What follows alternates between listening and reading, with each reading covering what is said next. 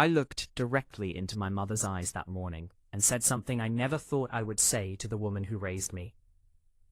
"If your husband mentions my inheritance one more time, I won't be polite anymore. I will tell him exactly what I think of him and where he can go."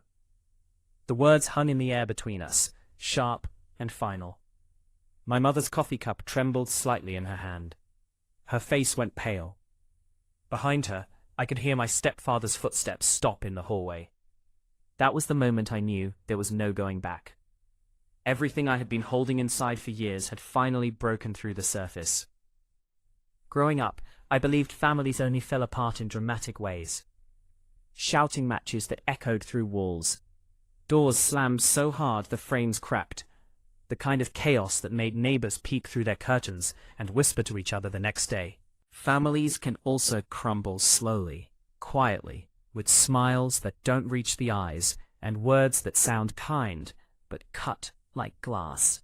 My family broke that way, one polite conversation at a time, one boundary crossed when no one was watching. My father died when I was 17. It wasn't sudden like a car accident or a heart attack. It was cancer, the kind that gives you just enough time to say goodbye, but not enough time to prepare for what comes after. I remember sitting beside his hospital bed during those final weeks, holding his hand while he told me stories about his childhood, about meeting my mother, about the day I was born. He made me promise to take care of her, to stay strong, to keep the family together. I promised him everything. I meant it too. I didn't know then that some promises become chains. One day, my father was complaining about persistent back pain he blamed on too many hours at his desk job. 2 months later, we were sitting in an oncologist's office, listening to words like stage 4, aggressive, limited options. My mother gripped my hand so tightly that day, I lost feeling in my fingers. But I didn't pull away. I couldn't. She needed me to be strong, and I was determined to be exactly what she needed. The treatments were brutal. Chemotherapy that left my father so weak he could barely lift his head. Radiation that burned his skin and stole his appetite. He fought with everything he had, and we fought alongside him. My older brother Nathaniel flew home every weekend from his job in Seattle. My mother took a leave of absence from her teaching position, and I postponed my college applications, telling myself I could wait one more year, that family came first. During those months, our house became a shrine to hope and desperation. Pill bottles lined the kitchen counter. Medical equipment crowded the living room. The smell of antiseptic and illness replaced the scent of my mother's lavender candles. We learned a new vocabulary of suffering: metastasis, palliative care, quality of life. Words that felt foreign in my mouth, but became as familiar as my own name. My father held on for 11 months after the diagnosis, longer than the doctors predicted. Long enough to see me graduate high school, though he watched from a wheelchair in the back of the auditorium, an oxygen tank beside him. Long enough to tell me he was proud of the woman I was becoming.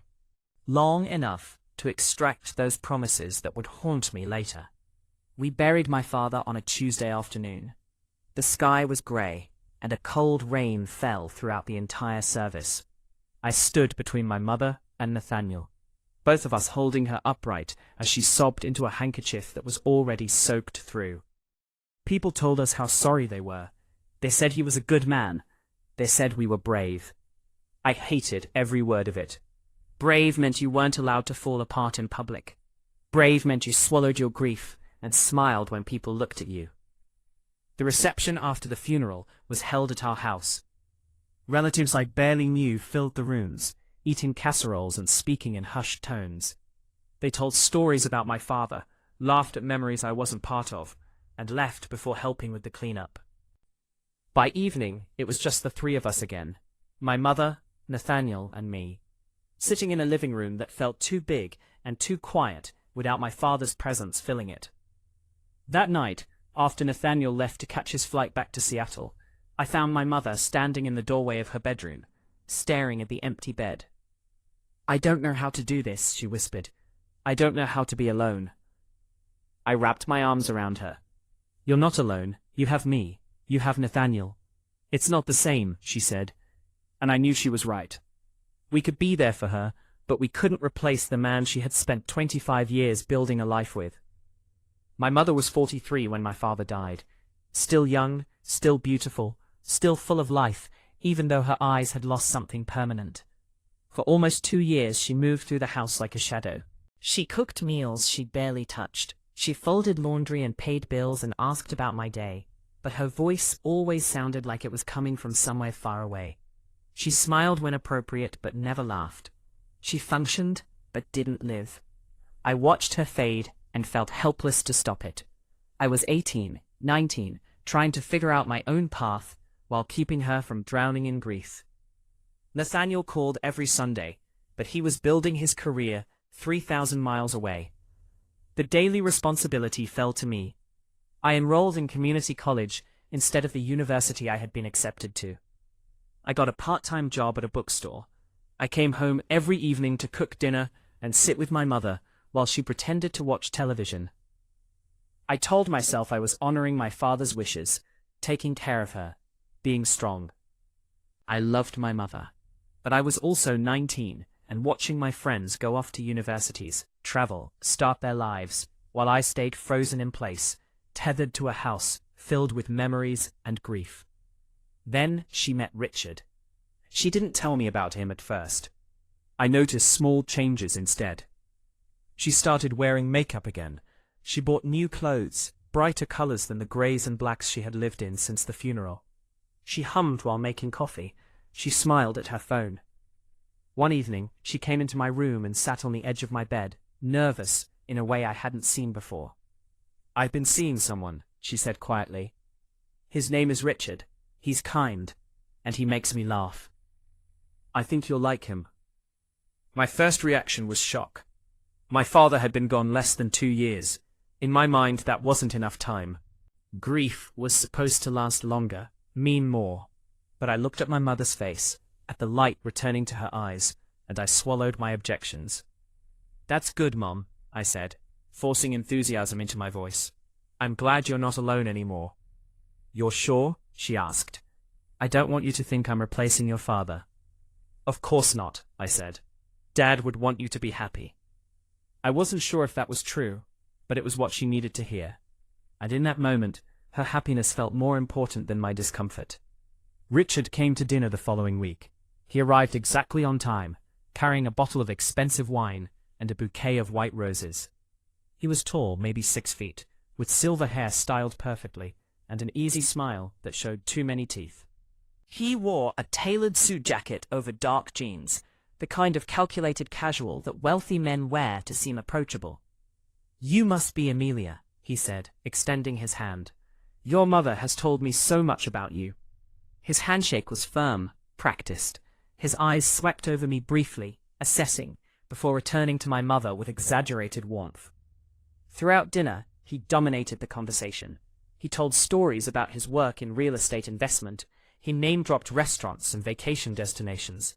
He complimented my mother constantly, touching her hand, her shoulder, her back. Each touch looked affectionate, but something about the frequency felt possessive.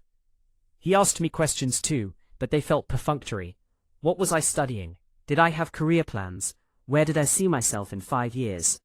The way he refilled my mother's wine glass without asking if she wanted more. The way he interrupted her mid-sentence to finish her stories. The way his eyes drifted around our home, lingering on the artwork, the furniture, the size of the rooms. When he asked about my father, it felt scripted. "Your mother said he was an incredible man. It must have been very difficult to lose him." "It was," I said simply.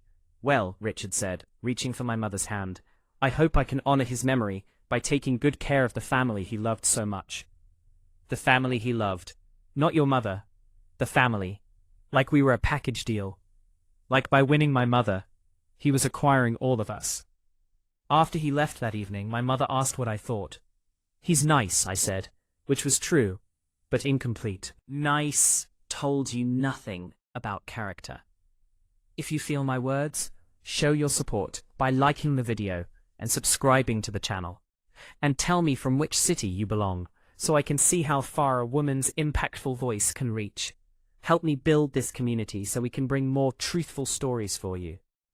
Over the following months, Richard became a constant presence. He took my mother to dinners, shows, weekend trips.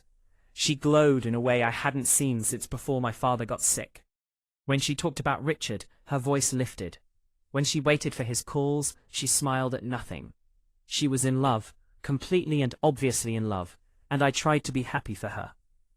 But something nagged at me, small things, the way Richard always steered her decisions, suggesting restaurants instead of asking her preference, planning vacations to places he wanted to go. The way he spoke about his ex-wife with barely concealed contempt, blaming her for the failure of their marriage, painting himself as the victim. The way he mentioned money casually but constantly, commenting on prices, on investments, on who had what, and how much things cost. Nathaniel visited for Thanksgiving that year. After dinner, while my mother and Richard were in the living room, he cornered me in the kitchen. "What's your read on this guy?" he asked quietly. "I don't know," I admitted. "Mom seems happy." "That's not what I asked." I dried the dish in my hand slowly. "He talks about money a lot, and he's very interested in Dad's estate, in what we inherited, in Mom's finances." Nathaniel's jaw tightened. "Has he asked you directly about your trust?" But he circles around it, asking what my plans are, suggesting he could offer advice, mentioning how complicated finance can be for young people. "Be careful," Nathaniel said. "Guys like that, they see opportunity everywhere, and Mom's vulnerable right now." "She's in love," I said. They got engaged on New Year's Eve. Richard proposed at a fancy restaurant with a ring that looked like it cost more than my entire year's tuition. My mother called me from the bathroom, crying happy tears, asking me to be happy for her. I told her I was. I told her congratulations. I told her Dad would want her to move forward with her life. The wedding was planned for spring. Small ceremony, immediate family only. Richard's 2 adult children from his first marriage would attend. His daughter Stephanie was 31, working in marketing in Chicago. His son Marcus was 28, a lawyer in Boston. I had met them once, briefly at a dinner Richard had organized. They had been polite but reserved, speaking to their father with a formality that suggested distance rather than warmth. The flowers should be elegant, not whimsical. The venue should be sophisticated, not sentimental. The guest list should be small, intimate, just the people who matter. When my mother suggested inviting some of my father's relatives, Richard gently discouraged it. "This is about our future," he said, "not the past." My mother agreed. She always agreed with Richard. It was subtle, the way she deferred to him, but once I noticed it, I couldn't unsee it. She asked his opinion before making decisions. She checked with him before committing to plans. She apologized when she disagreed with him, even when she was right. One afternoon, about a month before the wedding, I was home alone, when Richard stopped by. My mother was at a dress fitting. He let himself in with the key she had given him, calling out a greeting as he entered. "Amelia," he said, finding me in the kitchen. "I was hoping to talk to you." "About what?" I asked. He sat down at the table, making himself comfortable. "About the future, about the family we're building." I stayed standing, something instinctive making me keep distance between us. "Okay. Your mother and I have been discussing finances," he said. "Making sure everything is organized, consolidated, efficient. It's important for families to have a unified financial strategy." "My mother's finances are her business," I said carefully. "Of course," he agreed. "But you're part of this family too, and your father left you girls well taken care of." "That's wonderful. But at your age, managing a trust can be complicated. There are tax implications, investment strategies, opportunities to maximize growth." "I have a financial advisor," I said, "through the trust." "I'm sure you do," Richard said smoothly. "But advisors work for companies. They don't know you personally. They don't care about your best interests the way family does." "What are you suggesting?" I asked. "Just that I'm here. I have decades of experience in finance and real estate. I've built wealth, protected it, grown it. I could help you do the same. Make sure you're getting the best return, the best guidance." Family helping family. There it was again. Family. The word he used like a key.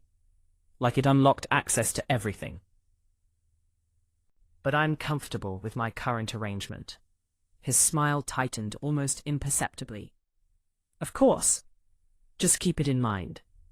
Once your mother and I are married, we'll all be connected financially anyway. It makes sense to coordinate. Connected how? I asked.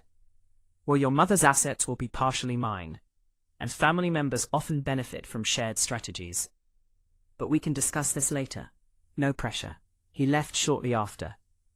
I stood in the kitchen, my heart pounding, and called Nathaniel immediately. He just told me we'll all be connected financially once he marries Mom, I said. What the hell does that mean? Nathaniel demanded. I don't know, but he's positioning himself as someone who should have access to my trust. He's framing it as help, as family, but it feels wrong. It is wrong, Nathaniel said. Lock down everything, Amelia. Every account, every document. Change your passwords, and don't tell Mum yet. If you're wrong, no harm done. If you're right, you need to be protected before this goes any further. I took his advice. That evening, I went through every financial account I had. I changed passwords to complex combinations Richard would never guess. I updated security questions with answers only I would know. I called my financial advisor and requested that all communications come only to me, that no information be released to anyone claiming to be family without my direct written authorization. The advisor was understanding. You'd be surprised how often this happens, she said. New family members, especially step-parents, sometimes have difficulty understanding boundaries around inherited assets. You're being smart. Being smart felt like being paranoid, but paranoia, I was learning, was sometimes just pattern recognition. The wedding took place on a Saturday in April. The ceremony was held in a historic mansion converted into an event space, with gardens full of spring flowers and a string quartet playing soft classical music. My mother wore a cream-colored dress that fell to her knees, elegant and understated. She looked beautiful, happy, younger than she had in years. I stood beside her as she said her vows, watching Richard's face as he promised to love and cherish her. He looked sincere. His voice was steady and warm. He kissed her gently when the officiant pronounced them married, and for a moment I let myself believe I had been wrong about him, that my instincts were just leftover grief, misplaced protectiveness, resistance to change.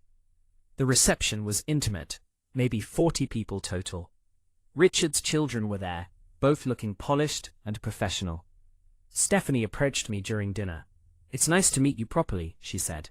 I'm sorry we haven't had more time to talk. Me too, I said. Your father seems to make my mother very happy. Something flickered across her face. Yes, he's good at that. The phrasing was odd. Good at making people happy, not simply making them happy. But before I could ask what she meant, Richard called Stephanie over to meet some business associate, and the moment passed. After the ceremony, Richard moved into our house, my father's house. He brought boxes and furniture, and gradually, piece by piece, our home transformed. The leather couch my father had loved was replaced with a modern sectional. The bookshelves were reorganized, my father's collection of history books packed away to make room for Richard's business and investment books. My father's study became Richard's office, the door closed most evenings while he worked on his laptop. My mother said it was healthy, that we couldn't live in a museum, that moving forward meant making space for new memories. And maybe she was right. But it felt like erasure, like my father was being systematically removed from the home he had built, replaced by a man who had been in our lives for barely a year. I tried to adjust. I reminded myself that this was my mother's house, her marriage, her choice. I focused on my classes, my job, my friends. But Richard didn't stay out of mine. The questions about my finances started subtly, woven into ordinary conversation. We would be having dinner, and Richard would mention an investment opportunity he was considering, then ask if I had thought about diversifying my portfolio. We would be watching the news, and a story about market volatility would prompt him to suggest I might want someone more experienced reviewing my holdings. I'm not trying to interfere, he would say with that easy smile. Just offering perspective. At your age, you don't know what you don't know. I deflected every time, keeping my responses vague and non-committal. I'll think about it. I'm comfortable for now. I appreciate your concern. But he kept pushing, gentle but persistent, like water wearing down stone. My mother noticed my resistance. Richard's just trying to help, she said one evening, after another awkward dinner conversation about my financial future. He has so much experience. It wouldn't hurt to listen to him. I have an advisor, Mum. I don't need Richard's help. He's family now, she said. Family helps each other. That word again. Family. But families, I was learning, were built on more than legal documents and ceremonies. Real family respected boundaries. Real family didn't push where they weren't wanted. 6 months after the wedding, I turned 21. My mother threw a small party at the house. A few of my friends came, along with some family friends and neighbors. Richard made a toast, talking about how proud he was to be part of a family with such a bright, accomplished young woman. His words were generous, but his eyes were calculating when he mentioned my future, my opportunities, my inheritance coming into my control in just a few years. After most of the guests left, Richard approached me in the kitchen. Big milestone, he said. 21. In 4 years you'll have full access to your trust. Yes, I said, not offering more. Have you thought about what you'll do with it? That's a significant sum. Invest it properly. It could be transformative. I have time to figure it out, I said. Of course, he agreed. But it's never too early to plan. Your mother and I were talking, and we think it might be wise to start consolidating family finances, creating a cohesive strategy that benefits everyone. I set down the dish I was washing. What does that mean, exactly? Just that we're family now. What affects one of us affects all of us. If we work together, coordinate our investments, share resources, everyone benefits. Rising tide lifts all boats. My trust is separate, I said firmly. It's not part of any family finances. My father set it up specifically for me. Richard's expression didn't change, but something in his eyes hardened. Your father didn't know me. If he had, I'm sure he would have trusted me to help guide you. The presumption of that statement took my breath away. You didn't know my father at all, so you can't know what he would have wanted. Fair enough, Richard said, his voice cooling slightly. But I know your mother, and I know that unified families are stronger families. Maybe you'll understand that when you're older. When you're older. Like I was a child who couldn't comprehend adult matters. I was 21, legally an adult. But to Richard, I would always be too young, too naive, too much in need of his wisdom and guidance. That conversation marked a shift. Richard stopped being subtle. His questions became more direct. His suggestions became more insistent. And when I refused, which I always did, his frustration became more apparent. You're being stubborn, he said during one particularly tense exchange. Pride is expensive, Amelia. So is ignorance. I'm neither proud nor ignorant, I said. I'm protective. Of what? Money you haven't earned? That was given to you by luck of birth? That was given to me by my father, I corrected. Because he wanted me to be secure. And I'm trying to ensure that security, Richard said. But you're too suspicious to see it. My mother sat between us during these conversations. Silent and uncomfortable. She never took my side. She never told Richard to back off. She just sat there, caught between her husband and her daughter, and chose inaction over support. Nathaniel visited again in the fall.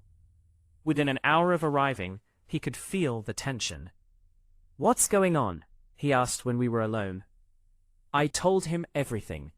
The constant questions, the pressure to consolidate finances, Richard's growing frustration with my refusal to cooperate. Nathaniel's face grew darker with every detail. He's grooming you, Nathaniel said flatly. What? Not sexually, financially. He's testing boundaries, normalizing the idea that your money is family money, positioning himself as the expert you need, It's a classic manipulation tactic. Mum doesn't see it, I said. Mum doesn't want to see it, Nathaniel corrected. She's invested in believing Richard is who he says he is. Admitting otherwise would mean admitting she made a mistake, and she's not ready to do that. So what do? You protect yourself, Nathaniel said. You document every conversation about money. You keep records, and you prepare for this to get worse before it gets better. Worse how? Nathaniel met my eyes.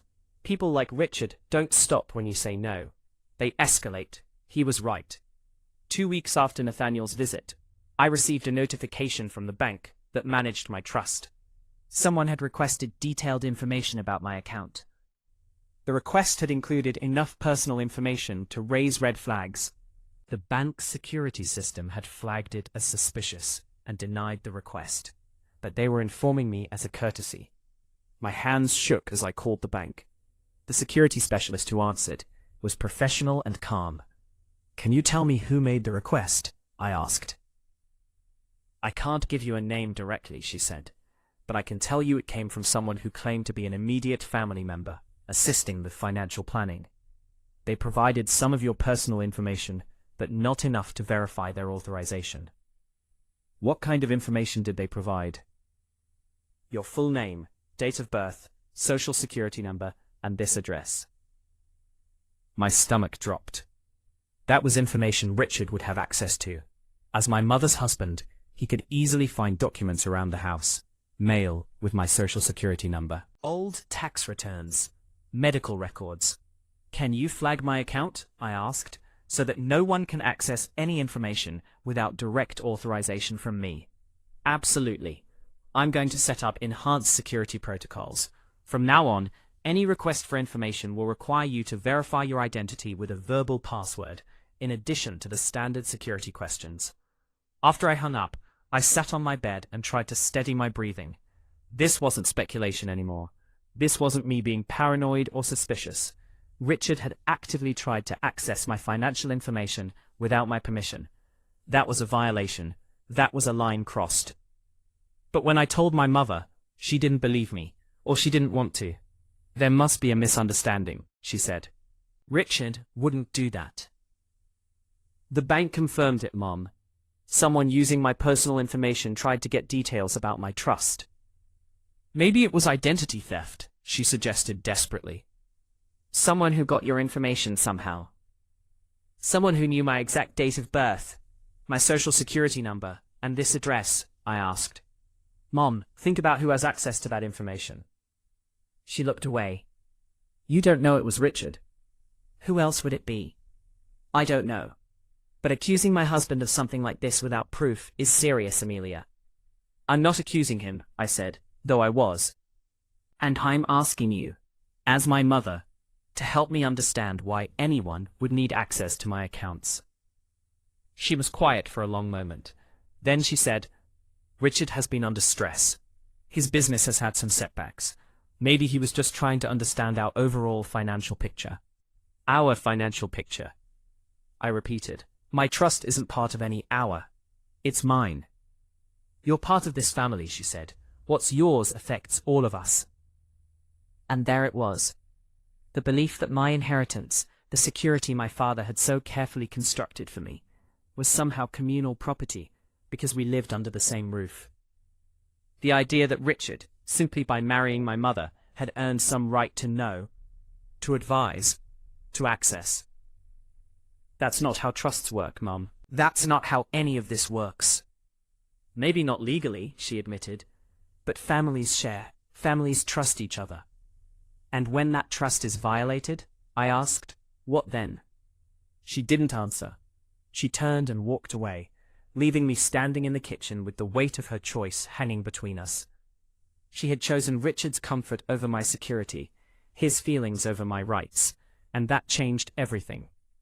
I called Nathaniel that night.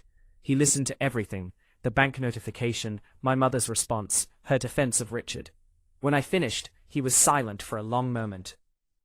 "You need to move out," he said finally. "What? You're not safe there, Amelia. Not financially, maybe not physically. Richard is escalating. You need to remove yourself from the situation." I can't afford my own place, I said. Not while I'm in school. Then we figure it out, Nathaniel said. I'll help you. I'll send money for rent, for deposits, whatever you need. But you can't stay there. Mom will be devastated. Mom made her choice, Nathaniel said, his voice hard. She chose her husband over her daughter. You don't owe her your safety as penance for her mistakes. Tears burned my eyes. I promised Dad I'd take care of her. You did take care of her, Nathaniel said gently. For years, you put your life on hold. You stayed when I left. You were there through her grief. You've done enough. Now you need to take care of yourself. He was right. But knowing didn't make it hurt less. I started looking for apartments the next day, small studios near campus, places I could afford with student loans and my part-time job. I didn't tell my mother yet. I needed to have a plan first. A lease signed, a place secured, before the inevitable confrontation. But Richard noticed something had changed. Maybe it was the way I avoided being alone with him. Maybe it was the way I stopped engaging in conversations about the future, about family, about finances. Whatever the reason, he felt my withdrawal, and it made him angry. You're pulling away from this family, he said one evening, when my mother was at a meeting. I can feel it. I'm just busy with school, I said. You're lying, he said flatly. You've been different since that bank notification. What did they tell you? My heart raced, that someone tried to access my account without authorization. And you assumed it was me? Was it? I asked directly. His jaw tightened. I'm your stepfather. I have a right to understand the financial situation of my household. My trust isn't part of your household, I said. It's mine, private, not subject to your right to understand anything. Everything under this roof is subject to my understanding, Richard said, his voice rising. I'm the head of this household. Your mother and I make decisions together. And those decisions include financial planning that affects the entire family. Then make decisions about your finances, not mine. He stepped closer, and for the first time, I felt genuinely afraid. Not that he would hit me, but that he would do something, say something, cross a line that couldn't be uncrossed. You're being selfish, he hissed. Your father left you money that could help this family, and you're hoarding it like a spoiled child. My father left me money to protect me, I said, keeping my voice steady. And every conversation we have proves he was right to do it. Richard's face flushed red. You ungrateful, entitled little girl. Do you know what your mother has sacrificed for you? Do you know how much it costs to keep you here? To support you while you play at being independent? I work, I said. I pay for my own expenses. You live here rent-free, he shot back, in a house I maintain, with utilities I pay for, with food I provide. You owe this family more than your stubborn pride. I owe my father's memory, protection of what he left me, I said, and I owe myself the same. He stared at me, breathing hard, fury radiating from him. You're making a mistake, he said finally. You're isolating yourself, and when you need help, don't come crying to this family. Understood, I said. He left the room. I stood there shaking, knowing I had just declared war, and knowing I needed to get out before the battle truly began. I found an apartment 3 days later, a small studio 15 minutes from campus, affordable with a student loan and my bookstore salary. I signed the lease, paid the deposit, and arranged to move in 2 weeks. I had planned to sit her down calmly, explain my reasons, keep it civil, but she found the lease agreement in my bag before I could stage the conversation. What is this? She asked, holding the papers like they were evidence of a crime. I'm moving out, I said. Why? Her voice cracked. Because of Richard? Because he's trying to help you? Because I need space, I said. Because this house doesn't feel like home anymore. This is your home, she said desperately. This is where you grew up, where your father lived. You can't just leave. I can, I said. I'm 21, Mom. I'm allowed to live on my own. You're running away, she accused. From family, from responsibility. I'm protecting myself, I corrected. From someone who thinks he has a right to my inheritance. Richard doesn't want your money, she said, but her voice lacked conviction. Then why did he try to access my bank accounts? I asked. Why does he constantly pressure me to let him manage my trust? Why does every conversation circle back to my finances? She looked away. He's just concerned.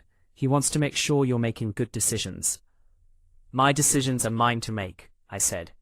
Good or bad. And I've decided I can't live here anymore. Tears spilled down her cheeks. Your father would be so disappointed. That hurt more than anything else she could have said. Dad would want me to be safe, I said. And I don't feel safe here. You're breaking this family apart, she said. No, Mum. Richard did that, and you let him. She sat down heavily, her face in her hands. I can't lose you too. First your father, now you. I can't do this alone. You're not alone, I said. You have Richard. That's not the same. No, I agreed. It's the choice you made. I moved out on a cold Saturday in November. Nathaniel flew in to help, renting a truck and packing boxes, while my mother stayed in her bedroom, the door closed, refusing to watch. Richard wasn't home. He had conveniently scheduled a business trip that weekend, avoiding the confrontation entirely. As we loaded the last box, I stood in my childhood bedroom, one final time. The walls were bare, the closet empty. It looked impersonal, like a hotel room rather than a space where I had grown up. Maybe it had stopped being mine long before I packed the final box. Maybe it stopped being mine the day Richard moved in. Nathaniel drove the truck to my new apartment. We unloaded in silence, carrying furniture up 3 flights of stairs. By evening, everything was inside, and Nathaniel had to catch his flight back to Seattle. You did the right thing, he said, hugging me goodbye. Then why does it feel so awful? I asked. Because it is awful, he said, but awful and necessary aren't opposites. After he left, I sat on my new second-hand couch in my tiny studio and cried. Not because I was sad to leave, but because I had lost my mother along with the house. She had chosen Richard over me, and I didn't know if that was something we could ever come back from. The first few weeks in my apartment were disorienting. I had lived in that house my entire life, knew every creak in the floorboards, every draft from the windows. This new space was unfamiliar, the sounds different, the light hitting walls at angles I wasn't used to. I slept poorly, waking at every noise, convinced something was wrong. But slowly, I adjusted. I learned which neighbors came home late, which ones played music too loud, which ones had small children who ran in the hallways. I decorated with second-hand furniture and prints from discount stores. I created routines, coffee every morning by the window, studying at the small kitchen table, walking to campus regardless of weather. For the first time in years, I could breathe. No one was monitoring my movements. No one was asking about my finances. No one was making me feel guilty for protecting what was mine. The loneliness was real, but it was preferable to the suffocation I had felt living under Richard's scrutiny. My mother called occasionally. The conversations were stiff, awkward. She would ask about school, and I would give brief answers. She would mention Richard, and I would change the subject.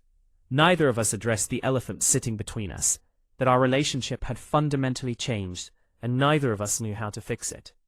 You should come for dinner, she said during one call. The house feels so empty without you. I'm busy with finals, I said. After finals, then, for Christmas. I hesitated. The thought of sitting at that table, making small talk with Richard, pretending everything was normal, felt impossible. I'll think about it, I said, which we both knew meant no. Emilia, please. He's your stepfather. He's family. Can't you just try? I did try, Mum, for months, and every time I tried, he pushed harder. I set boundaries, and he ignored them. I said no, and he acted like I was being unreasonable. Maybe you are being unreasonable, she said quietly. That hurt, not because it was true, but because it revealed how thoroughly Richard had reframed reality for her. My refusal to give him access to my inheritance was now unreasonable. My need for privacy was now stubbornness. My protection of my own assets was now selfishness. If that's what you believe, I said, then I don't think we have much to talk about. I hung up. My hands were shaking. My eyes burned. I wanted my mother back, the woman she had been before grief and loneliness made her vulnerable to someone like Richard. But that woman was gone, and I didn't know if she was ever coming back. Christmas came and went. I spent it alone in my apartment, eating takeout and watching old movies. Nathaniel called, and we talked for hours. He had invited me to Seattle, but I couldn't afford the flight. Next year, he promised. Next year I'll fly you out, and we'll do this right. New Year's Eve arrived, cold and quiet. I watched the countdown on TV, alone, and made a resolution. I would finish my degree, build a career, create a life that was completely mine. I would stop waiting for my mother to choose me. I would stop hoping Richard would suddenly develop boundaries. I would move forward, with or without them. The call came in mid-January. I was walking to class when my phone rang, an unknown number. I almost didn't answer, but something made me pick up. "Is this Amelia?" a professional voice asked. "Yes. This is Karen Mitchell from Secure Bank's Fraud Department. We need you to come in as soon as possible. There's been another incident with your account." My heart dropped. What kind of incident? "Can you come in today?" I went straight to the bank, skipping my class. Karen Mitchell was a woman in her 50s with kind eyes and a no-nonsense demeanor. She led me to a private office and closed the door. "Someone attempted to access your trust account using forged documents," she said without preamble. "Forged documents?" I repeated. She slid a folder across the desk. Inside were photocopies of a letter, supposedly from me, authorizing Richard Hayes to act as a financial representative on my behalf. The signature was a poor imitation of mine, the phrasing stilted and formal. "This is fraud," I said, staring at the documents. "Yes," Karen agreed. The bank's verification system caught it immediately. The signature didn't match our records, and the authorization process wasn't followed. But someone went to significant effort to create this. They had detailed personal information about you, information that wouldn't be publicly available. "What happens now?" I asked. "You need to file a police report," Karen said. "This is identity theft and attempted financial fraud. We'll cooperate fully with the investigation, provide all documentation. But you need to be the one to initiate it."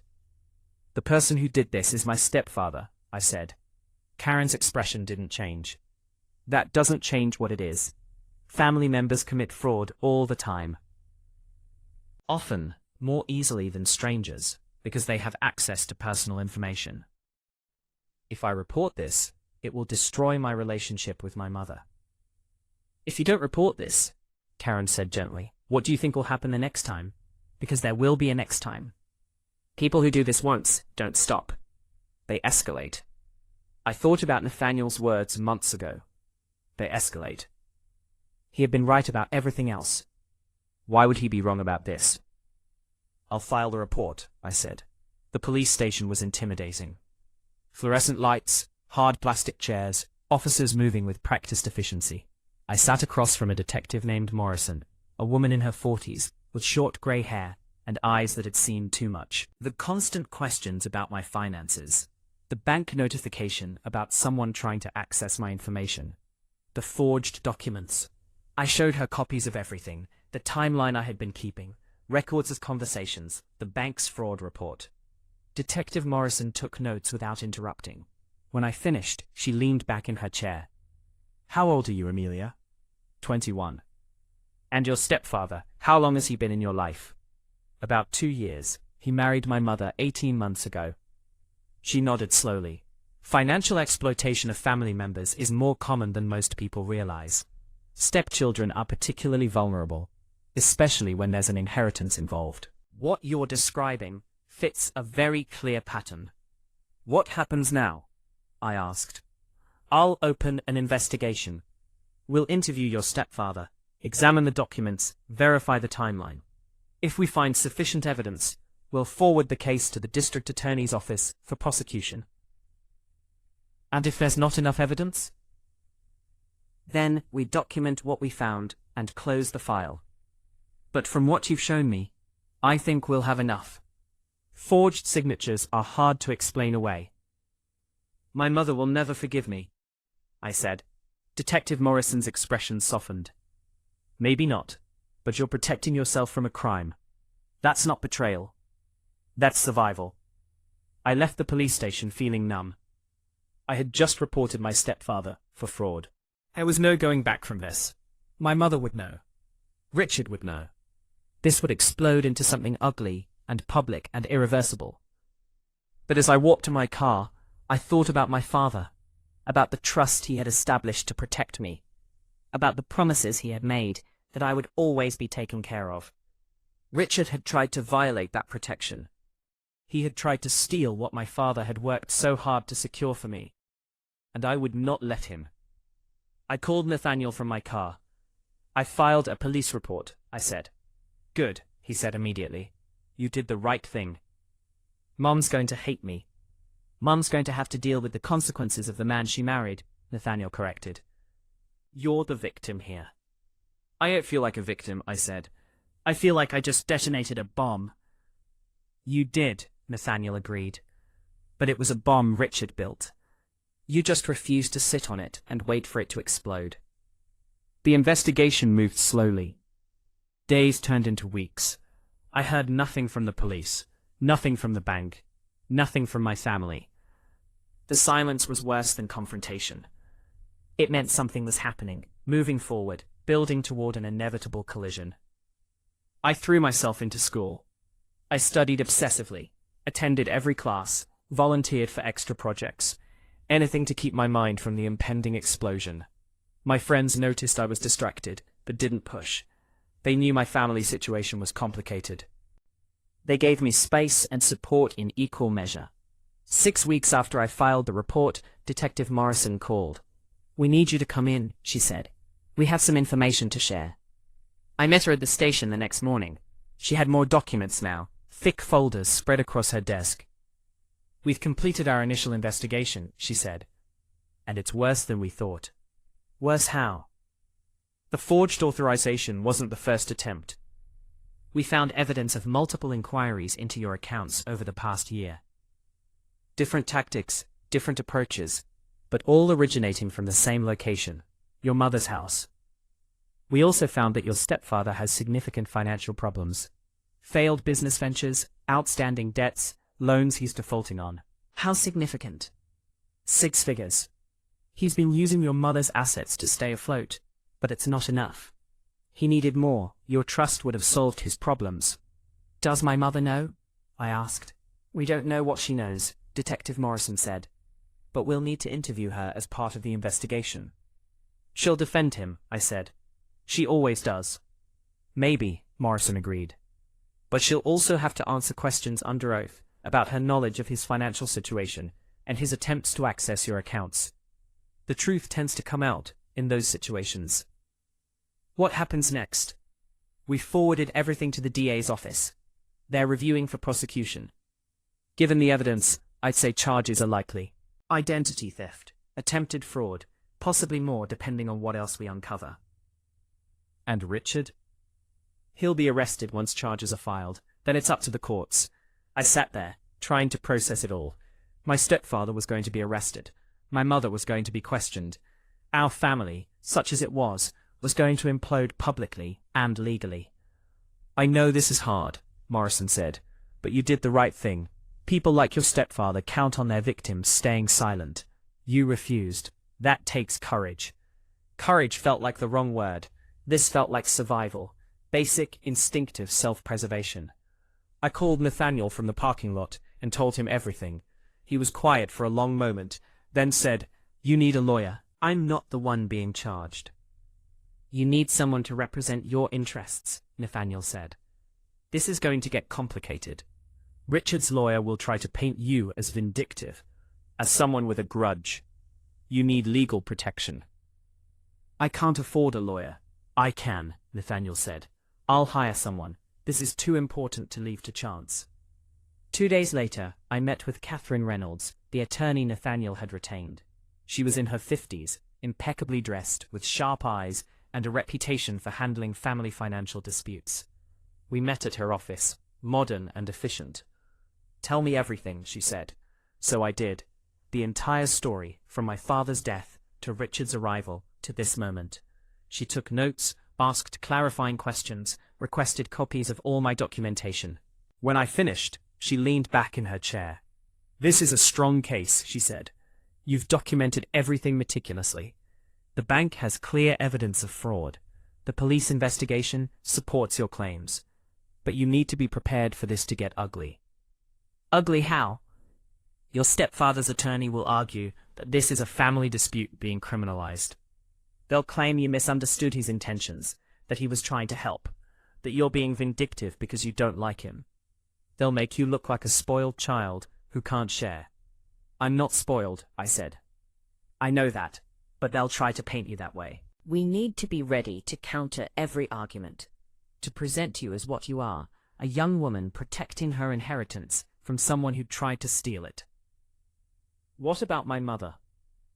Catherine's expression softened slightly. "Your mother will likely be called as a witness. She'll have to testify about what she knew, what she suspected, what Richard told her. That will be painful for both of you." "She'll defend him," I said. "Maybe. Or maybe, faced with evidence, she'll have to confront truths she's been avoiding. Either way, you can't control her reaction. You can only control your own actions. And your actions have been correct at every step. If you feel my words, show your support by liking the video and subscribing to the channel. And tell me from which city you belong, so I can see how far a woman's impactful voice can reach. Help me build this community, so we can bring more truthful stories for you. The charges were filed in early March: identity theft, attempted fraud, forgery. Richard was arrested at the house on a Tuesday morning. I wasn't there, but my mother called me immediately after, her voice high and hysterical. "The police just took Richard," she said. "They arrested him. Emilia, they arrested him because of you. They arrested him because he committed a crime, Mum. You did this," she accused. "You filed a report, you lied to Em, you wanted to destroy him." "I didn't lie," I said, keeping my voice steady. "I reported fraud. The police investigated and found evidence." "That's on Richard. He was trying to help you," she cried. "He wanted to protect your future. By forging my signature? By trying to steal my inheritance? That's not help, Mum. That's theft." "You don't understand," she said desperately. "He has debts, yes, from his business, but he was going to fix it. He just needed time, needed resources. He was going to pay everything back." "Using my money?" I asked. "Without my permission?" "You would have said no," she said. "Exactly, I would have said no, because it's my money, and he had no right to it." "He's my husband," she said. "What's mine is his. What's mine is mine," I countered. "And I'm your daughter. Why are you defending him instead of understanding why I had to protect myself?" She was silent for a moment, then said, "Because I love him. And you're trying to send him to prison." "I'm trying to protect what my father left me," I said.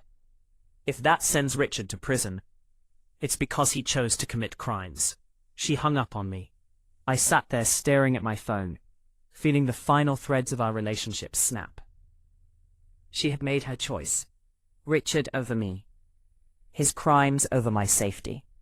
And there was nothing I could do to change her mind. The preliminary hearing was scheduled for late April. In the weeks leading up to it, I received messages from relatives I barely knew. Some were supportive, telling me I was brave, that I was doing the right thing. Others were critical, saying I was tearing the family apart, that I should drop the charges, that families should handle problems privately. I ignored most of them. The ones who mattered, Nathaniel, my closest friends, my attorney, all supported me. The rest were noise. Richard's lawyer reached out to Catherine with a settlement offer. Drop the charges, and Richard would agree to never contact me again, to stay away from my finances permanently. No admission of guilt, no record, just a quiet agreement that would make the problem disappear. Catherine brought it to me. "It's your decision," she said. "If you settle, this ends quietly. No trial, no public record, no further strain on your relationship with your mother. And Richard faces no consequences," I said. "He walks away clean." I thought about it. Really thought about it. Part of me wanted the easy way out, wanted to avoid the trial, the publicity, the inevitable pain of watching my mother support my stepfather in court. But another part of me, the part that sounded like my father, knew that letting Richard walk away meant he could do this to someone else, would do this to someone else. No settlement, I said. We go to trial. Catherine nodded. I was hoping you'd say that. The trial began on a humid morning in late May. The courthouse was old, with high ceilings and wooden benches that creaked when you sat down. I wore a simple navy dress and minimal makeup. Catherine had advised me to look young, vulnerable, sympathetic. You're the victim here, she said. Let the jury see that. Richard sat at the defense table in a suit that probably cost more than my monthly rent. His lawyer was a man named Thompson, expensive and polished, with a reputation for winning unwinnable cases. Richard looked calm, confident, like this was an inconvenience rather than a reckoning. My mother sat in the gallery behind Richard. She wore a grey dress and looked like she hadn't slept in weeks. When I entered the courtroom, her eyes met mine briefly, then looked away. That moment hurt more than anything else. My own mother couldn't even look at me. The prosecution was handled by Assistant District Attorney Rachel Moreno, a woman in her 30s with a fierce reputation. She laid out the case methodically. The forged documents, the multiple attempts to access my accounts, Richard's financial troubles, the timeline of escalating behavior.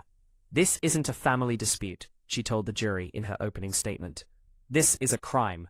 Richard Hayes systematically attempted to steal from his stepdaughter, using forged documents and false representations. He targeted a young woman for one reason. She had money he wanted, and when she refused to give him access, he tried to take it anyway. Thompson, Richard's lawyer, painted a different picture. This is a tragedy of miscommunication, he said. A family torn apart by misunderstanding. Richard Hayes is a successful businessman who wanted to help his stepdaughter manage her inheritance. His intentions were good. His methods may have been misguided, but they weren't criminal. This is a family matter that should have been resolved privately, not criminalized by an angry young woman who resented her mother's remarriage. I sat through testimony from the bank representatives, from Detective Morrison, from the forensic document examiner, who testified that the signature on the authorization was definitively not mine. Each witness built the prosecution's case brick by brick. When it was Richard's turn to testify, he was smooth and rehearsed. He admitted he had made inquiries about my trust, but claimed he was just trying to understand the family's overall financial picture. He admitted he had prepared documents, but said they were drafts, never meant to be submitted, just explorations of what was possible. I was trying to help Emilia, he said, looking directly at the jury. She's young. She doesn't understand complex financial matters. I wanted to make sure she was protected, that her inheritance was being managed properly. I never intended to steal from her. That's absurd. Thompson asked him about his relationship with my mother. I love her, Richard said. Emilia is her daughter, which makes her family to me. I wanted us to work together, to be a unified family financially. But Emilia was suspicious from the start. She never accepted me, never trusted me. This prosecution is the culmination of that resentment. On cross-examination, Moreno dismantled him. If you were just trying to help, why forge her signature? I didn't forge anything, Richard insisted. Those documents were drafts, examples, not submissions. And why did you send them to the bank? I didn't. We have records showing they originated from your email address, Mr. Hayes. Richard hesitated. I may have sent them as inquiries to see what would be required, but I never intended to submit them as legitimate authorization. You sent forged documents to a bank as inquiries, Moreno asked. Is that your testimony? I was exploring options. Without your stepdaughter's knowledge or consent, I was going to discuss it with her. When? After you had already gained access to her accounts. Richard's composure cracked slightly. I had no malicious intent. But you had financial motives, didn't you, Mr. Hayes? You have significant debts, failed business ventures, loans in default. Your financial situation is precarious, isn't it? I've had setbacks, Richard admitted, like many business people. Setbacks that total over $200,000 in debt? The number hung in the air. The jury members exchanged glances. Richard's face flushed. My financial situation has nothing to do with this, he said. Doesn't it? Moreno asked. You're drowning in debt. Your stepdaughter has a substantial trust fund. And you repeatedly tried to gain access to that trust fund without her permission. That seems very relevant to me. When my turn came to testify, I was terrified. Catherine had prepared me, running through likely questions, coaching me on how to stay calm, how to speak clearly. But sitting in that witness box, with everyone staring at me, with my mother sitting in the gallery, refusing to look at me, I felt small and exposed. Moreno asked me to walk through the timeline. The first questions about money, the escalating pressure, the bank notifications, my decision to move out, the discovery of the forged documents. I answered each question carefully, sticking to facts, avoiding emotion. Why did you file a police report? Moreno asked. Because someone had committed a crime, I said. Someone had forged my signature and tried to steal from me. That's illegal, regardless of who does it. Even if it's family? Especially if it's family. Because family should be the people you can trust most. When that trust is violated, it's even more important to protect yourself. Thompson's cross-examination was brutal. He tried to paint me as vindictive, as ungrateful, as someone who had never accepted Richard and was using this situation to punish him. "Ain't it true that you resented your mother's remarriage?" he asked. "I wanted my mother to be happy," I said. "That's not what I asked. Isn't it true that you resented Richard from the beginning?" I was cautious, I admitted. My mother had been widowed. I wanted to make sure anyone new in her life had good intentions. "And you decided Richard didn't have good intentions?" "I decided that based on his behavior," I said. "Not based on preconceptions. His behavior of trying to help you." "His behavior of trying to access my accounts without my permission," I corrected. Thompson tried to rattle me, asking the same questions in different ways, implying I was lying, suggesting I had misunderstood Richard's intentions. But I stayed calm, repeating the facts, refusing to be drawn into speculation or emotion. When I stepped down from the witness box, I was shaking. Catherine squeezed my hand as I returned to my seat.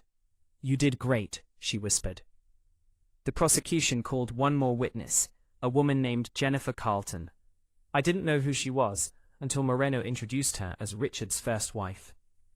Jennifer was in her 50s, professionally dressed, with tired eyes that looked like they'd seen too much. She testified that during their marriage, Richard had repeatedly tried to access accounts in her name, had forged her signature on loan applications, had used her credit without permission. "When I discovered what he was doing," Jennifer said, "I confronted him. He told me I was being paranoid, that he was just trying to manage our finances efficiently. But when I locked down my accounts, he became angry. He said I didn't trust him, that I was destroying our marriage. I filed for divorce 6 months later." "Did you report his actions to the police?" Moreno asked. "No," Jennifer said. "I was ashamed. I thought it was my fault somehow. And he promised he would never do it again. I believed him." "Why are you testifying now?" Jennifer looked at me. "And I realized he was doing to another young woman exactly what he did to me. I couldn't stay silent again. She deserves justice. I should have sought it when I had the chance." Thompson objected repeatedly during Jennifer's testimony, claiming it was prejudicial, that past behavior wasn't relevant to current charges. But the judge allowed most of it, ruling that it established a pattern of behavior. After Jennifer's testimony, the prosecution rested. Thompson put on a brief defense, calling character witnesses who testified that Richard was a good man, a respected businessman, someone who would never intentionally harm anyone. But their testimony felt hollow compared to the documentary evidence and the pattern Jennifer had described. Closing arguments came on a Friday afternoon. Moreno was powerful, weaving together all the evidence into a narrative of predatory behavior. "Richard Hayes is a man who sees opportunities in vulnerable people," she said.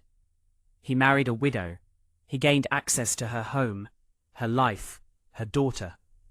And then he targeted that daughter's inheritance, using manipulation, forgery, and fraud.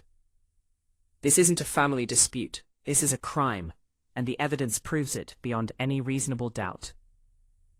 Thompson's closing was emotional. He talked about families, about misunderstandings, about the tragedy of criminalizing good intentions gone wrong. Yes, Richard made mistakes, he admitted. But mistakes aren't crimes. He never stole anything. He never harmed anyone. He's guilty of getting overly involved, perhaps, of overstepping boundaries, but that's not fraud. That's family. The jury deliberated for 2 days, the longest 48 hours of my life. I couldn't eat. I couldn't sleep. I paced my apartment, waiting for Catherine's call, convinced the jury would side with Richard, that his expensive lawyer and polished testimony would outweigh the evidence. The call came on Sunday evening. "We have a verdict," Catherine said. "Court reconvenes tomorrow morning at 9. I don't remember much about that night. I know I didn't sleep. I know I changed clothes 3 times, unable to decide what to wear. I know Nathaniel called from Seattle and stayed on the phone with me until dawn, just talking, keeping me grounded. The courtroom was packed when I arrived. Word had spread somehow, and reporters filled the back rows. My mother sat in her usual spot, still behind Richard, her face pale and drawn. She still wouldn't look at me. The jury filed in. I tried to read their faces, searching for some indication, but they all looked neutral, professional. The judge asked if they had reached a verdict.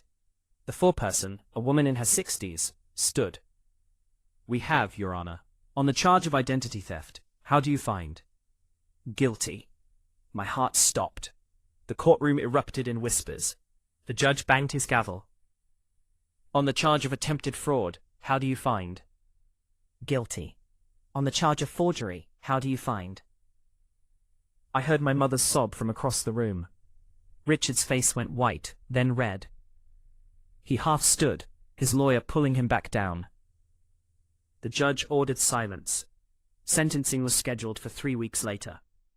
Richard was released on bail, pending sentencing, ordered to surrender his passport and stay away from me and my mother's home. As he left the courtroom, he looked at me for the first time during the entire trial. The hatred in his eyes was clear and undiluted. My mother rushed after him.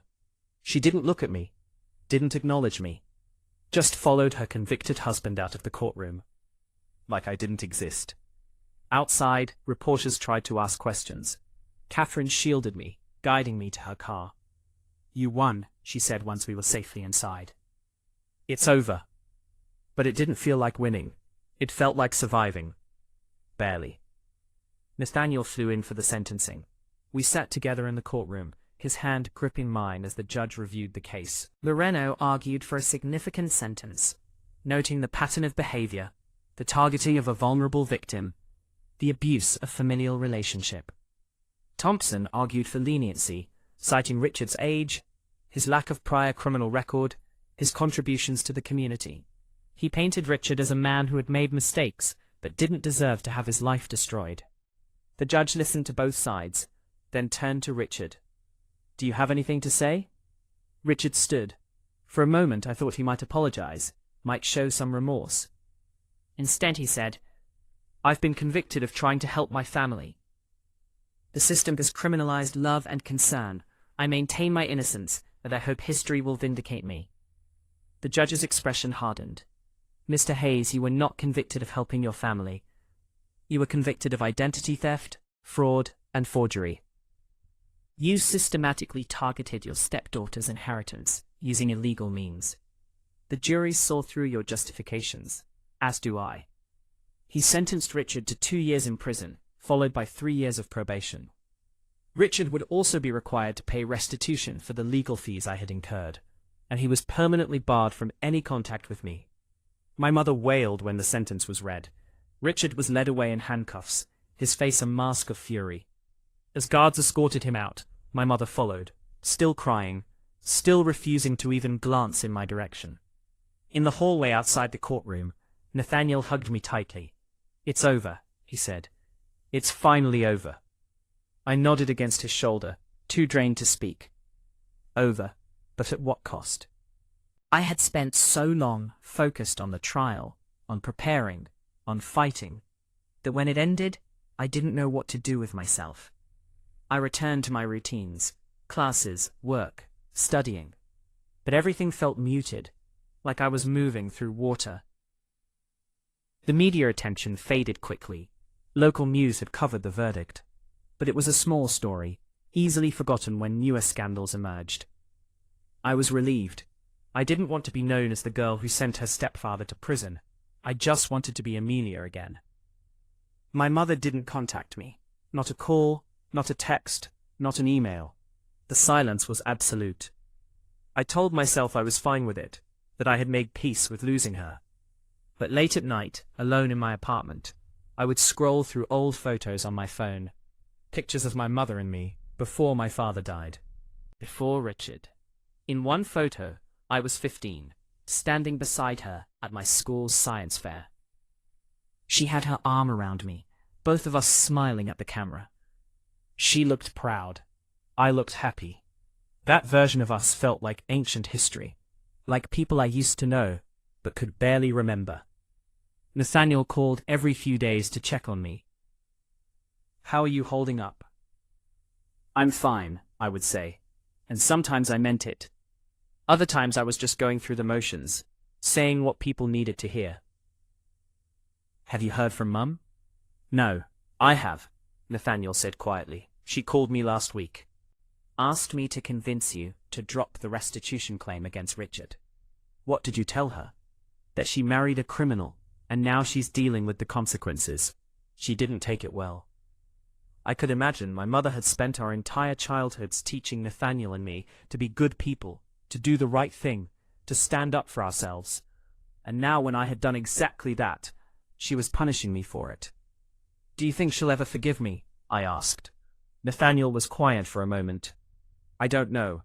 I think she has to forgive herself first, and I don't know if she's capable of that right now." Summer came. I took classes to stay busy. I picked up extra shifts at the bookstore. I went on a few dates with a guy from my economics class, but my heart wasn't in it. How do you explain to someone that your mother chose your criminal stepfather over you? That you spent months testifying against a family member? That you won the case but lost everything else? I didn't try to explain. I just let the relationship fade quietly. In August, I received a letter. It came to my apartment, forwarded through my lawyer's office. The return address was a prison in upstate New York. Richard. I stared at it for a long time before opening it. Part of me wanted to throw it away unread. But curiosity won. I carefully opened the envelope and pulled out 3 handwritten pages. The letter was manipulative from the first line. Richard claimed he had never meant to hurt me. He said he had only wanted to help, to guide me, to be the father figure he thought I needed.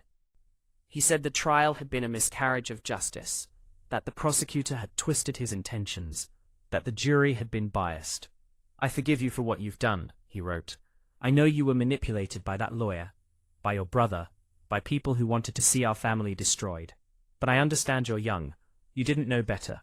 When I'm released, I hope we can reconcile. I hope you'll understand that everything I did was out of love." I read the letter twice, feeling my anger build with each word. He was still manipulating, still reframing reality to paint himself as the victim. He hadn't learned anything. He hadn't changed. He was simply waiting for another opportunity. I shredded the letter and threw it away. Then I called my lawyer. "Richard sent me a letter," I told Catherine. "What did it say?" she asked. I summarized the contents. Catherine sighed. Classic manipulation tactic. "He's testing to see if you'll respond, if there's an opening to exploit. Don't engage, don't respond. If he contacts you again, forward it to me immediately. Any violation of the no contact order could send him back to prison." "I have no intention of responding," I said. "I just wanted you to know." "Good. Keep a copy of the letter, just in case. But otherwise, ignore it. He's trying to get inside your head. Don't let him." I didn't let him. The idea that Richard was in prison, plotting his next move, waiting for his release, made me feel vulnerable in a way the trial hadn't. He had been convicted, sentenced, removed from my life, but he hadn't given up. And that was terrifying. Fall semester started. I was in my senior year now, 1 year away from graduation. I threw myself into my studies with renewed focus. School had always been my escape, the one place where effort led to predictable results. Study hard, do well on exams, earn good grades. Simple cause and effect, unlike the chaos of family. I joined a study group with some classmates. We met twice a week at a coffee shop near campus. They were good people, driven and smart, and slowly they became friends. They didn't know about my family situation. To them, I was just Amelia, the quiet one who always had the answers in differential equations. One evening, after study group, a girl named Maya asked if I wanted to grab dinner. We went to a cheap Thai place and talked about classes, professors, career plans. Normal college student conversation. It felt good to be normal, to not be defined by trauma or trials. "You seem stressed," Maya observed. "Everything okay?" I hesitated. "Family stuff. It's complicated."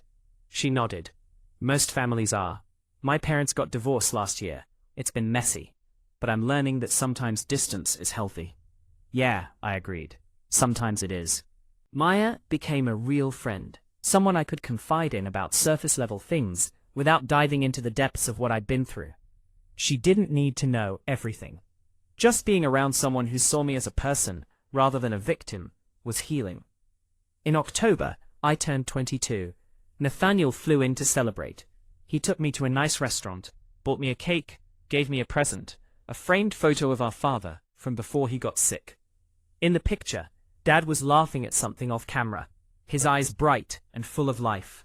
"I thought you should have this," Nathaniel said, "to remember him the way he was, not the way he was at the end." I cried, happy tears this time. "Thank you." "You're graduating soon," Nathaniel said. "Have you thought about what's next?" "I've applied to some engineering firms. A few have already reached out about interviews. That's great. What about staying here, me and Mom?" I shook my head. I can't. Not while she's still married to Richard. Not while she's still choosing him over everything else. "He's in prison," Nathaniel pointed out. "For now. He'll be out in a year, maybe less with good behavior. And when he is, I need to be far away." Nathaniel looked sad but understanding. "Where are you thinking?" "Maybe Seattle," I said, "if I could find a job there." His face lit up. "Seriously? That would be amazing." "I'm not promising anything," I said quickly. "But yeah, I've been thinking about it." Seattle was far from my mother, far from Richard, far from all the memories that haunted this city. It was where Nathaniel had built his life, where I could start fresh without the weight of the past pressing down on me.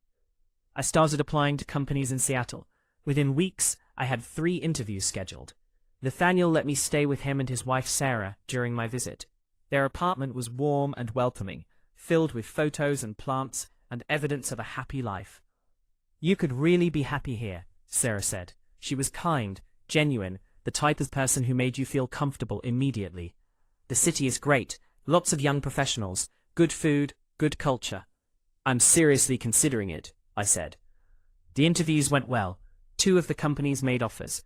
I accepted one, a mid-sized engineering firm with good benefits and room for growth. I would start in June, right after graduation. When I told Nathaniel, he hugged me so tightly I couldn't breathe. "I'm so glad you're coming," he said. "We'll be a family again. A real one. A real one. Not bound by obligation or guilt or broken promises.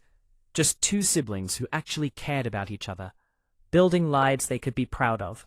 I finished my senior year in a blur of exams and final projects. I graduated in May with honors, but I didn't attend the ceremony. My mother would have been expected to come, and I couldn't face the awkwardness, the questions, the forced interaction. Instead, I had a quiet dinner with Maya and a few other friends, celebrating privately. Nathaniel sent flowers and a card. "Proud of you, little sister. Can't wait to see you in Seattle." Everything I owned fit into my car. I had learned to live simply, to not accumulate too much, to be ready to leave at any moment. It was a survival skill I had developed over the past few years. Before I left the city, I did one thing. I drove to the cemetery where my father was buried. I hadn't been there since right after the trial, too consumed by survival to make time for grief. I stood in front of his headstone, the granite smooth and cold under my fingers. "I did it, Dad," I said quietly. "I finished school, I got a job, I protected what you left me. I know it wasn't easy, and I know it cost me Mum. But I think you'd understand. I think you'd be proud." The wind rustled through the trees, and for a moment I felt his presence. Not as a ghost, but as a memory, a foundation I had built my life on. "I'm moving to Seattle," I continued. "Starting over. Nathaniel's there. He's doing well. We'll take care of each other. That's what you wanted, right? For us to be okay." I stayed there for an hour, sitting on the grass beside his grave, telling him about the trial, about my plans, about everything that had happened since he died. It was a one-sided conversation, but it helped. Speaking the words out loud, even to someone who couldn't answer, gave them weight, made them real. When I finally stood to leave, I felt lighter. Not healed, but healing. There's a difference. I drove away from the cemetery, through the city I had grown up in, past my old high school, past the hospital where my father died, past the house I had fled. I didn't look back. I just kept driving toward the highway, toward the airport where I would leave my car in long-term parking before catching a flight to Seattle and my new life. The flight was smooth. Nathaniel met me at the airport, grinning like an idiot. "Welcome home," he said. "This isn't home yet," I said, "but it will be." He helped me find an apartment, a small one-bedroom in a neighborhood full of young professionals. It was nothing special, but it was mine. I filled it with second-hand furniture and plants, and slowly, carefully, made it into a space that felt safe. Work started in early June. The firm was exactly what I needed. Structured, challenging, full of people who cared about their projects, but didn't pry into personal lives. Numbers and systems made sense in a way people never did. I made new friends. I explored the city. I learned to love coffee, real coffee, from the dozens of local roasters. I hiked on weekends, amazed by the mountains and forests, so different from where I grew up. I built a life that was completely, entirely mine. Months passed, then a year. I heard nothing from my mother. Nathaniel said she had asked about me once, wanted to know if I was okay. He had told her I was fine. She hadn't asked again. Richard was released from prison in early spring, having served 18 months of his 2-year sentence. Nathaniel told me, wanting me to be aware. But Richard was on the other side of the country, and I was protected by court orders and 3,000 miles of distance. "Has Mom taken him back?" I asked. "I don't know," Nathaniel admitted. "I haven't talked to her in months. She stopped returning my calls." So we had both lost her, in different ways. Nathaniel had tried to maintain contact longer than I had, but eventually he too had given up. Our mother had made her choice. And it wasn't us. The realization didn't hurt as much as I thought it would. Maybe I had already grieved the loss of her. Maybe time and distance had healed wounds I didn't realize were closing. Or maybe I had simply accepted that some relationships can't be saved, and that was okay. If you feel my words, show your support by liking the video and subscribing to the channel, and tell me from which city you belong, so I can see how far a woman's impactful voice can reach. Help me build this community so we can bring more truthful stories for you. 2 years after moving to Seattle, something unexpected happened. I was promoted to senior engineer, given my own team, trusted with major projects. My career was thriving in ways I hadn't imagined possible. I bought a condo, small but in a good neighborhood. I adopted a cat, a gray tabby I named Ada, after Ada Lovelace. Life was good. Not perfect, but good. I had built something solid from the ruins of my family. I had proven to myself that I could survive, could thrive, could create a future worth living. Then one evening in early November, my phone rang. An unknown number, but with an area code from my hometown. But something made me pick up. "Emilia?" a woman's voice asked. Not my mother's, someone else's. "Yes," This is Jennifer Carlton. We met during the trial. I was Richard's first wife. I sat down slowly. I remember. What's wrong? I'm calling because I thought you should know. Richard has been arrested again. He married another woman 6 months ago, another widow, and he tried the same thing with her daughter's inheritance. And daughter found out and reported him. He's being charged with fraud again. My blood ran cold. Is the daughter okay? Physically, yes. Emotionally, she's devastated. Her mother is standing by Richard, just like yours did. The girl is only 19. She's terrified. Why are you telling me this? I asked. Because the prosecutor wants to know if you'd be willing to testify, to establish a pattern of behavior. Your testimony could make the difference in this case. I closed my eyes. The thought of going back, of reliving the trial, of facing Richard again, made me sick. But there was a 19-year-old girl out there, going through what I had gone through, and I had the power to help her. I'll testify, I said. It will mean traveling back, being in the same room as Richard again. I'm sure, I said. No one else should have to go through this alone. The trial was scheduled for January. I took time off work, bought a plane ticket, and flew back to the city I had sworn never to return to. Nathaniel came with me, refusing to let me face this alone. The courthouse was the same. The prosecutor, a different person this time but just as determined, walked me through what to expect. Your testimony will be powerful, she said. You're living proof that Richard Hayes is a predator who targets vulnerable young women through their mothers. The jury needs to see that this isn't a one-time mistake. It's who he is. I testified on a cold Tuesday morning. Richard looked older, harder. His eyes filled with hatred when he saw me. I walked to the witness stand with my head high and told the truth. I described his pattern of behavior, the questions about money, the pressure to allow access, the manipulation of my mother, the forged documents. I described how he had tried to make me feel guilty for protecting myself, how he had painted himself as a victim when he was the predator. He's doing to another young woman exactly what he did to me, I said, looking at the jury. And if you don't stop him now, there will be more, because people like Richard don't change, they just find new victims. The defense attorney tried to discredit me, suggesting I had a vendetta against Richard, that I was biased. I stayed calm.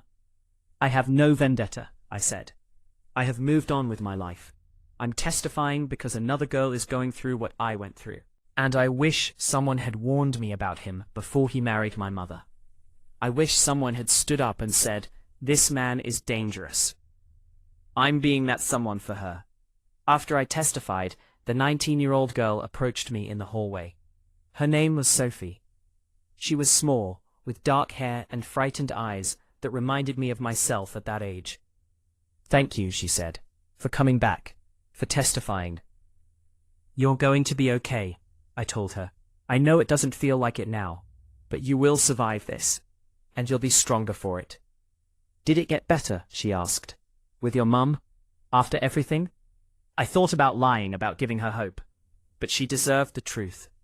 "No," I said, "my mother chose him over me. We don't have a relationship anymore. But I'm okay anyway. I built a life without her, and if I have to, you can too." Sophie's eyes filled with tears. "I don't want to lose my mum." "I know," I said, "but you can't make her choose you. You can only protect yourself and hope she comes to her senses. And if she doesn't, you survive anyway." The jury convicted Richard on all counts. This time, the judge gave him 5 years, noting that he had learned nothing from his first conviction, that he was a danger to vulnerable women and their families. As Richard was led away in handcuffs, I felt something release inside me. Not satisfaction exactly, more like completion. He couldn't hurt anyone else now. Not for a while. And when he got out, there would be a record, a pattern, warnings that might save the next girl. I flew back to Seattle the next day. Nathaniel hugged me goodbye at the airport. "You did a good thing," he said. "I did the necessary thing," I corrected.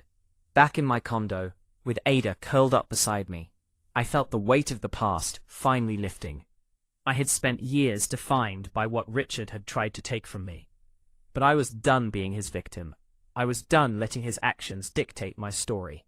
I started writing about my experience, not for publication at first, just for myself. Processing everything that had happened, from my father's death to Richard's second conviction. Writing helped me see the patterns, the moments where I had been strong, the times I had protected myself, even when it cost me everything. Eventually, I shared some of those writings online, anonymously at first. The response was overwhelming. Hundreds of messages from women who had experienced similar situations, daughters whose stepfathers tried to exploit them, young women whose families pressured them to give up their financial independence, people who needed to hear that they weren't crazy, that their instincts were right, that protecting yourself wasn't selfish. I started a blog, then a support group, then a non-profit focused on financial education and protection for young women. It grew slowly but steadily, fueled by stories like mine, by women helping other women navigate predatory family dynamics. 3 years after Richard's second conviction, I received an unexpected letter. This one was from my mother. The envelope was addressed in her handwriting, the sight of it making my hands shake. I almost threw it away without reading it. But curiosity, or maybe hope, made me open it. "Dear Emilia," it began. "I don't know if you'll read this. But I need to try to explain, even though I know there's no excuse for what I did. Richard is in prison for the second time, and I can no longer pretend I didn't see the truth. I can no longer tell myself I was protecting someone I loved. The truth is, I was protecting myself, from being alone, from facing my fear, from admitting I had made a terrible mistake. I chose Richard over you. I chose my comfort over your safety. I chose to believe his lies because believing them was easier than facing reality. And in doing so, I lost my daughter. I don't expect you to forgive me. I don't expect you to ever want to see me again. But I needed you to know that I understand now. I understand what he was, what I enabled, the harm I allowed to happen. I'm sorry, Emilia. I'm so sorry. For every time I should have listened and chose not to. For every way I failed you when you needed me most. You were right about everything, and I was wrong. That doesn't change what happened. But I need you to know that I see it now. I love you. I always have, even when I couldn't show it. Even when I chose poorly. You are my daughter, and I am proud of the woman you've become. I just wish I had been worthy of being your mother. If you ever feel ready to talk, I'm here. If you never do, I understand. Either way, I want you to know you did the right thing. Every step of the way. And your father would be so proud of you. Love, Mum. I read the letter 3 times. Then I set it down and cried. Not sad tears, not angry tears. Years of emotion, finally released. I didn't respond immediately. I needed time to think, to process, to decide what, if anything, I wanted to do with this olive branch. Nathaniel said the decision was mine, that he would support whatever I chose. Do you think she means it? I asked him over dinner one evening. I think she's been forced to confront things she's been avoiding for years, he said. Whether she means it long-term, I don't know. But I think she's trying. Trying isn't the same as succeeding. No, Nathaniel agreed, but it's more than she's done before. I thought about it for weeks. Part of me wanted to ignore the letter, to continue with the life I had built without her. That life was good, stable, mine. Letting her back in felt risky, like opening a door to pain I had worked hard to heal. But another part of me remembered the mother she had been before my father died. The woman who helped me with homework, who celebrated my achievements, who loved me unconditionally. That woman was still in there somewhere, buried under grief and poor choices. I decided to respond, but carefully. I wrote her a letter explaining that I appreciated her apology, but wasn't ready to rebuild our relationship yet. I told her about my life in Seattle, my career, the non-profit I had started. I told her I was doing well, that I had created something meaningful from the pain she had contributed to. I don't know if we can ever go back to what we were, I wrote. Too much has happened, too much trust has been broken. But maybe, eventually, we can build something new. Something based on who we actually are now, not who we used to be. For now, I need time. I need space. I need to know that you're committed to understanding what happened and why it was wrong. If you can do that, maybe someday we can talk. Really talk. Not about Richard, not about the past, but about the future, about who we want to be to each other going forward. I'm not promising anything, but I'm not closing the door completely either. That's the best I can offer right now. Take care of yourself, Mom. Emilia. I mailed the letter and waited. Her response came 2 weeks later. It was short, just a few lines. I understand. Take all the time you need. I'll be here when you're ready. Or if you're never ready, I understand that too. I'm just grateful you responded at all. Love, Mum. That exchange became the foundation of a very slow, very careful rebuilding. We started emailing occasionally. Short messages about safe topics. She told me about her garden, about a book she was reading. I told her about Ada, about a project at work. We avoided anything deeper, content to simply exist in each other's awareness again.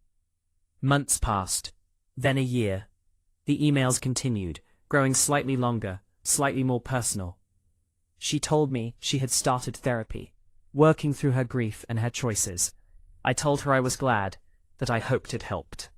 Eventually, cautiously, we scheduled a phone call. I was terrified beforehand, convinced it would devolve into arguments or blame.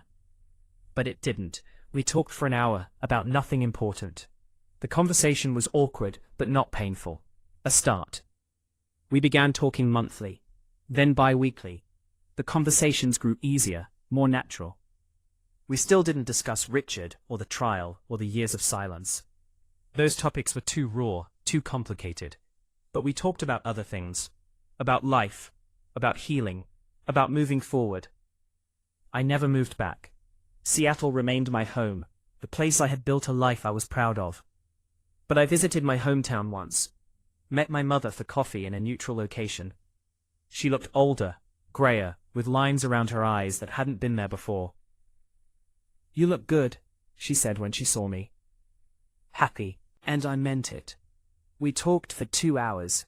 She apologized again, more thoroughly, explaining how therapy had helped her understand the patterns she had fallen into, the ways grief had made her vulnerable to manipulation. I listened, accepting the apology but not absolving her completely. Some things couldn't be fixed with words. "I can't change the past," she said, "but I'm trying to be different now, to make better choices, to be the mother you deserved all along." "I appreciate that," I said, "but I'm not looking for you to fix everything. I just want honesty. I want you to see me clearly and respect my boundaries." "I can do that," she said. "I will do that." We left the coffee shop with a fragile peace between us. Not forgiveness exactly, but understanding. An acknowledgement of harm done, and a commitment to do better going forward. Our relationship would never be what it was before my father died. That version of us was gone, erased by loss and poor choices and years of distance. But maybe we could build something new, something honest and careful, and based on mutual respect rather than obligation. Maybe that would be enough. Now, 5 years after the first trial, I have a life I'm proud of. I'm a senior engineer at a firm I love. I run a non-profit that helps young women protect themselves from financial exploitation. I have friends, a community, a cat who thinks she owns my condo. I speak to my mother every few weeks. We don't discuss the past much. We focus on the present, on building something new from the broken pieces of what we were. And honesty, I've learned, is more valuable than perfection. Nathaniel and Sarah had a daughter 2 years ago. I'm her godmother, a role I take seriously. I want her to grow up knowing her worth, knowing how to set boundaries, knowing that protecting herself is not only allowed, but necessary. I see Sophie occasionally. The 19-year-old who testified after me has become a young woman building her own life. Her mother chose Richard too, standing by him even after his conviction. Sophie moved across the country, cutting ties with the family that failed to protect her. We email sometimes, two survivors who understand each other's scars. The non-profit I've started has grown beyond anything I imagined. We provide financial education, legal resources, support groups for young women dealing with predatory family members. We've helped hundreds of women protect their inheritances, set boundaries, understand their rights. Every woman who reaches out reminds me why this work matters. I received an award last year for the nonprofit's work.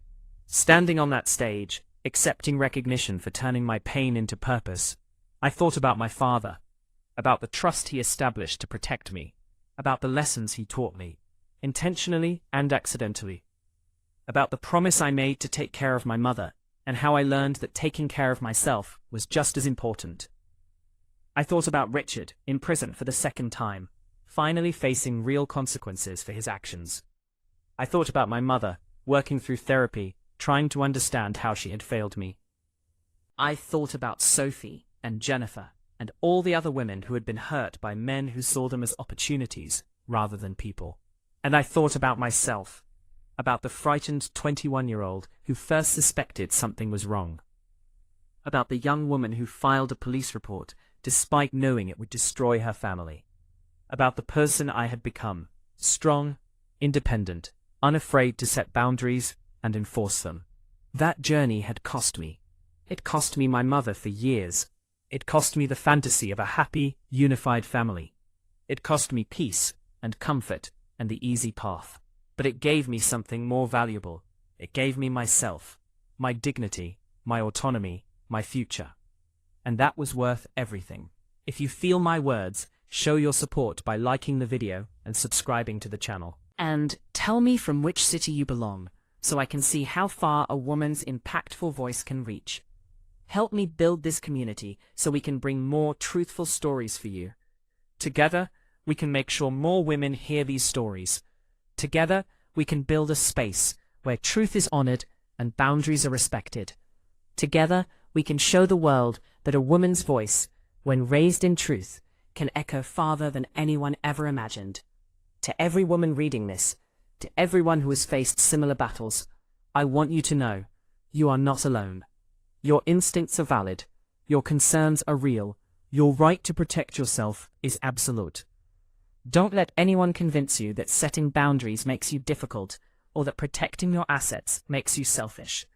Family is important, but family that violates your trust, that tries to steal from you, that makes you feel guilty for protecting yourself, that isn't real family. That's exploitation wearing a family mask. Real family respects boundaries. Real family celebrates your independence. Real family wants you to thrive, not because it benefits them, but because they love you. And if you don't have that kind of family by birth, you can build it by choice. Through friends who become chosen family, through communities that support rather than exploit, through relationships based on mutual respect rather than obligation. Your life belongs to you, your future belongs to you, your resources belong to you, and no one, not even family, has the right to take that away. Stand firm, document everything, trust your instincts, and never apologize for protecting what's yours. Because in the end, the only person who can truly protect you is you. And that's not a burden, it's power. Use it fiercely. Use it without apology. You deserve safety. You deserve security. You deserve a life built on your own terms. Don't let anyone take that from you. Not family, not fear, not guilt. Your story is yours to write. Make it a good one. Thank you for listening to mine. Thank you for being part of this community.